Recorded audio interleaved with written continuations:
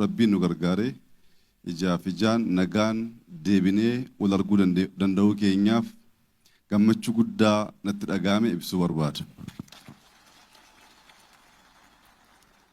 Waggaa 4 dura bakka kana dhufnee hojii kana yoo jalqabsiisu Baaleen gumaachinni biyya kanaaf gumaat biyya kana eeguudhaaf aarsaa inni kaffaleef Itoophiyaan waan gahaa ta'e Baaleef laachuu hin dandeenye Itoophiyaa taatee itti fufuu hin dandeessu jedheen ture.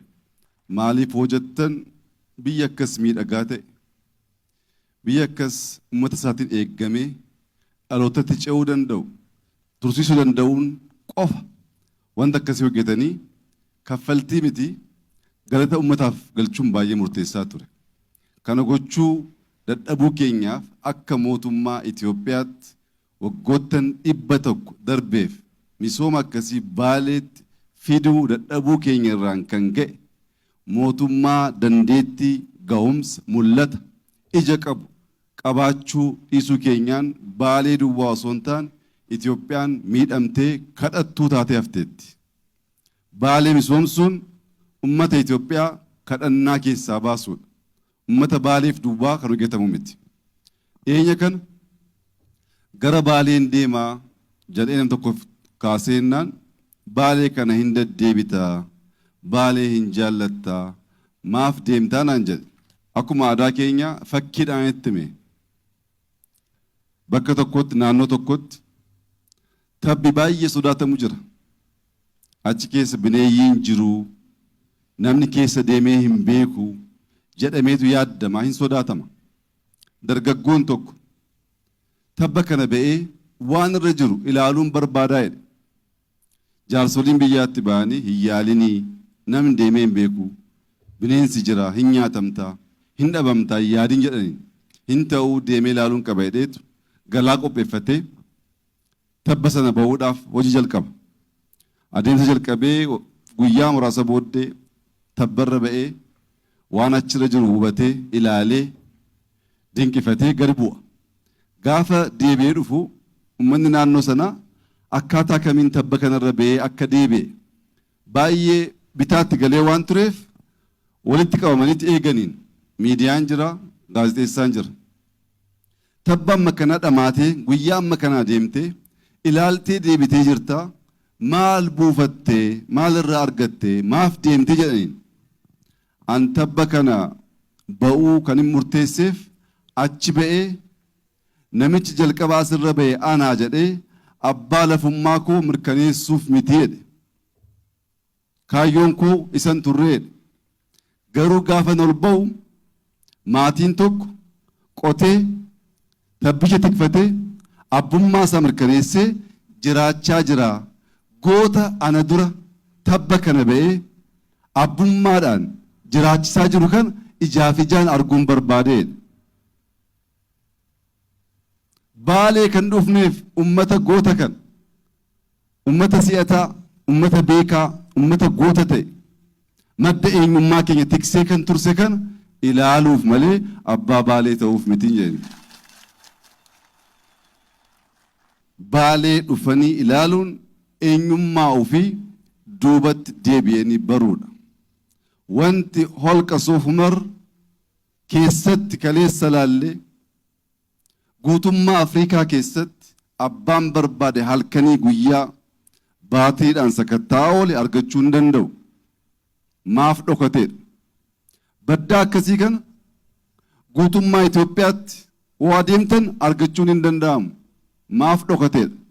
Baalee misoomaa bareedaa akkasii namoonni tiksanii eegan namoonni dhalootaaf dabarsuudhaaf ofii aarsaa ta'anii bakka daandiin hin jirretti bakka ibsaan hin jirretti bakka manni barumsaa hin ijaaramnetti ofii rakkatanii biyya eeggatanii daangaa eeggatanii dhalootatti dabarsaa jiran kana kabajuun dhufanii ilaaluun gammachuu guddaa waan namatti uumuuf hooggantoota kanaan dura naannoo keenya gaggeessaa turan mootummaa federaalaa keessatti gahee garaagaraa taphachaa turan waliin dhufnee hundi isaanii akka gammadan abdii guddaan qaba. Ani garuu gammachuu guddaan itti dhagahame baga gammaddan jechuun barbaada. Dhumarratti Dr. Abrahaam hojii jallisii gidduu kana lammaffaa sadaffaa eebbisaa jira.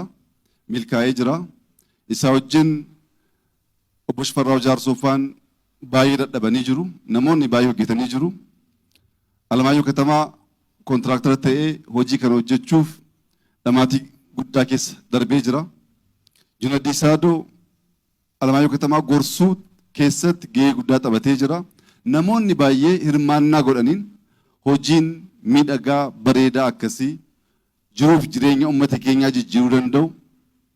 Nyaataan of dandeenyee kadhaa keessa akka baanu waan gochuu danda'u waan guddaa hojjetamee jira. Namoota hojii kana keessa hirmaatan hundaaf baga gammaddan jecha hojiin baay'ee waan nu hafuuf walmalli kun calcal jira. Jallisiin garaagaraa waan jiruuf kabajamoo pirezidaantii mootummaa naannoo Oromiyaaf namoota isaa wajjin hojjetanuuf dhaamsa tokkoon qaba. Bakka tokkotti magaala guddoo tokkotti mahandisiin tokko bara dheeraa kantiibaa ofii gargaaraa hojii baay'ee hojjete yeroo dheeraa tajaajile yeroon isaa ga'ee soorama bu'uuf qophaa'a. Gaafa soorama bu'uuf qophaa'ee kantiibaa bira deemee yeroo koo fixadheen jiraa soorama bu'uuf hin jedhaa jedhee heeyyama gaafata. Kantiibaan sun ba'uu hin baata. Ba'uu kee dura garuu atattamaan mana tokko ijaariiti sana booddee baata'ee lafatti kenna maallaqatti kenna. Namichi soorama bu'uuf baay'ee ariifatee waan tureef lafa sana irratti mana ijaaramu ariifannaadhaan akka ta'e godheetu mana xiqqaa baay'ee cimaan taane ijaaree kantiibaatti deebi'ee hojii koo fixadheen jira mana ijaareen jira kunoo furtuun kanaa deemuufii jedhaan. Ay kantiibaan bara dheeraa uummata kana waan tajaajilteef bara dheeraa manummaadhaan waan na gargaarteef mana kana ofii keetiif ijaarratte fudhadhu jedhaan. Mahandisiin sun kan ofii ta'uu hin barre guddiseen ijaarre bareecheen ijaarre bara dheeraa soorama keessa gaabbiidhaan of nyaachaa of ajjeese. Wanti ijaaramu kun uummataaf miti nuuf ijaarama. Anaafi jedhaa yaadaa hojjechuu qabna malee akka namaaf hojjennutti woo yaanne tuttuqnee biraa deemna waan ta'eef haaluma amma jalqabneen hojii qulqulluu hojii guddaa hojii osoon koo ta'e akkaataa kamiin ijaara inni amantummaa akkasiitiin hojjechuun uummata keenyaaf waan tolu waan malu waan ta'eef mootummaan naannoo Oromiyaa hojiin jalqabdan baay'ee miidhagaadha. Abbummaadhaan hojjechuu bareechanii hojjechuu waan dhalootatti darbu hojjechuu laphee keessan keessatti qabadhaa hojjedhaa jechuun ergaa akkasii dhaamsuufanii uummanni keenya baga gammaddanii eenyummaa keessan eeggattanii dachii kana ijoollee keenyaaf dabarsuuf amantummaadhaan hojjettanii jirtu. Amma lubbuun keenya jirtutti haqaaf halkanii guyyaa hojjechuudhaan waan isinii malu gochuudhaaf qophaa'uu keenya isin ibsuu barbaada. Gammachuu guddaa, ulfina guddaa, jaalala guddaa isiniif qabnaa. Nuu jiraadhaa, olaa bulaa.